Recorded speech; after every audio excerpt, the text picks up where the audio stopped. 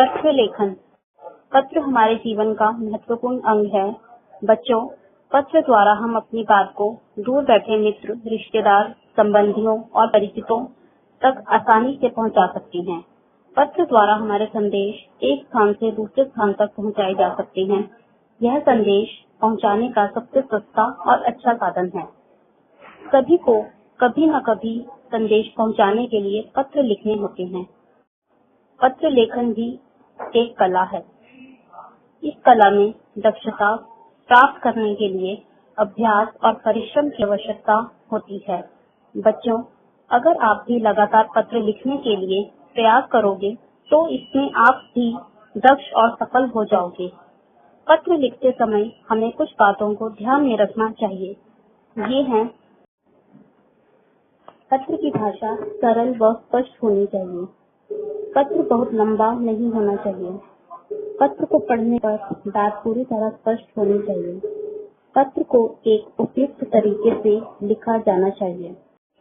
पत्र के आवश्यक अंग: पत्र भेजने का दिनांक, पत्र भेजने वाले का नाम, पत्र भेजने वाले का पता, समाचार या निवेदन, पत्र पाने वाले के लिए उपयुक्त संबोधन और अभिवादन, पत्र की समाप्ति पर लिखे गए शिष्टाचारपूर्ण शब्द, पत्र पाने वाले का नाम और पता। पत्र के प्रकार: पत्र के दो प्रकार होते हैं, औपचारिक पत्र, अनौपचारिक पत्र। बाहरी या औपचारिक पत्र: ये पत्र सरकारी कार्यालयों के अधिकारियों, स्कूल के प्रधानाचार्य एवं अन्य आदि को लिखे जाते हैं। घरेलू या अनौपचारिक पत्र: ये पत्र सगे संबंधियों, मित्रों और परिचितों को लिखे जाते हैं। इन पत्रों में निजी बातों, व्यक्तिगत विचारों और पारस्परिक व्यवहार का उल्लेख रहता है। आओ देखें औपचारिक पत्र कैसे लिखा जाता है। परीक्षा भवन, नई दिल्ली। भेजने वाले का पता, दिनांक, सेवा में श्रीमान, श्रीमती, प्रधानाचार्य, प्रधानाचार्य जी। स्कूल का नाम, पत्र पाने वाले का पता, नई दिल्ली। विषय, महोदय, महोदया, संबोधन, अपना परिचय। विषय विस्तार, धन्यवाद, समापन, आपका, आपकी आज्ञाकारी शिष्य, शिष्या। पत्र भेजने वाले का नाम। विवाह में सम्मिलित होने के लिए अवकाश पत्र। परीक्षा भवन, नई दिल्ली, 1 जुलाई 2012। सेवा में श्रीमान प्रधानाचार्य जी, MS पब्लिक स्कूल, नई दिल्ली। विषय 6 दिन के अवकाश के लिए पत्र। महोदय, सविनय निवेदन यह है कि मैं कक्षा 3A की छात्रा हूँ। मेरे भाई का विवाह इस माह की 20 तारीख को होना निश्चित हुआ है, जिसमें सम्मिलित होने के लिए हमारा पूरा परिवार देहरादून जाएगा।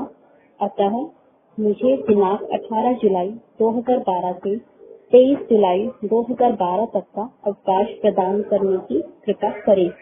धन्यवाद। आपकी आज्ञाकारिणी शिष्य क ख ग।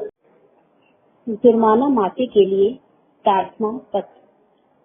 परीक्षा भवन, नई दिल्ली, 1 जुलाई 2012।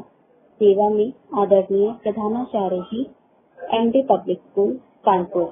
विषय जुर्माना माफी के लिए प्रार्थना पत्र। महोदय, सविनय निवेदन यह है कि मैं कक्षा 3A का छात्र हूँ। मैं पिछले सप्ताह बाल सभा में उपस्थित नहीं हो सका क्योंकि मुझे अचानक बुखार आ गया था। डॉक्टर ने मुझे 1-2 दिन का आराम करने को कहा था, जिसके कारण मैं स्कूल नहीं आ सका। लेकिन बाल सभा में न आने के कारण मुझ पर 50 रुपए जुर्माना लगा दिया गया है। मैं आपसे प्रार्थना करता हूँ कि मेरी विवशता को देखते हुए यह जुर्माना माफ कर दिया जाए। आपकी अति कृपा होगी। धन्यवाद। आपका आज्ञाकारी शिष्य क ख ग। ध्यान दें बच्चों, यदि आप अपने घर में बैठकर अपने मित्र, संबंधियों और परिचितों को पत्र लिखें तो परीक्षा भवन के स्थान पर अपना घर का पता और क ख ग के स्थान पर अपना नाम लिखिए। आओ देखें अनौपचारिक पत्र कैसे लिखा जाता है। परीक्षा भवन, नई दिल्ली। भेजने वाले का पता 1 जुलाई 2012। आदरणीय दादाजी। संबोधन, सादर प्रणाम, अभिवादन, कुशल मंगल। विषय विस्तार। मेरी ओर से दादी जी व बड़ों को प्रणाम और छोटों को प्यार। उपहार के लिए धन्यवाद पत्र। परीक्षा भवन, नई दिल्ली। दिनांक 5 मार्च 2012। पूज्य चाचा जी, सादर प्रणाम। ईश्वर से आपकी कुशलता की कामना करता हूँ। यहाँ सब कुशल मंगल है। मेरे जन्मदिन पर आपके द्वारा भेजा गया बधाई पत्र और हाथ घड़ी का उपहार मुझे मिल गया है।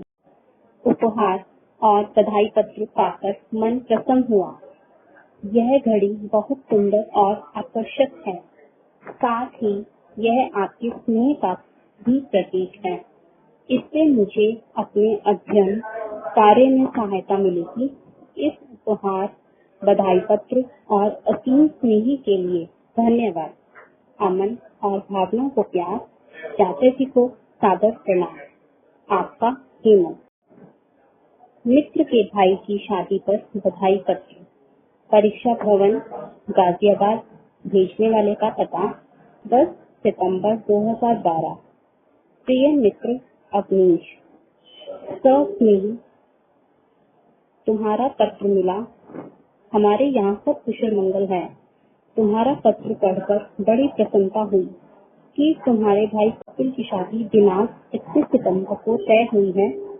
मैं भी उनकी शादी समारोह में सम्मिलित होना चाहता था, पर दुर्भाग्यवश मुझे अपने परिवार के साथ बाहर जाना पड़ रहा है। इसी कारण मैं वहां उपस्थित नहीं हो सकूंगा। मेरी ओर से तुम्हें, तुम्हारे भाई और परिवार के सभी सदस्यों को विवाह की शुभकामना। तुम्हारा मित्र क। ध्यान दें बच्चों, अनौपचारिक पत्र लिखते हुए आपने देखा कि हमने प्रिय, पूज्य या आदरणीय आदि शब्दों का प्रयोग किया है। इन शब्दों के प्रयोग से हमें अपने से छोटे और बड़ों के लिए स्नेह और आदर का पता चलता है।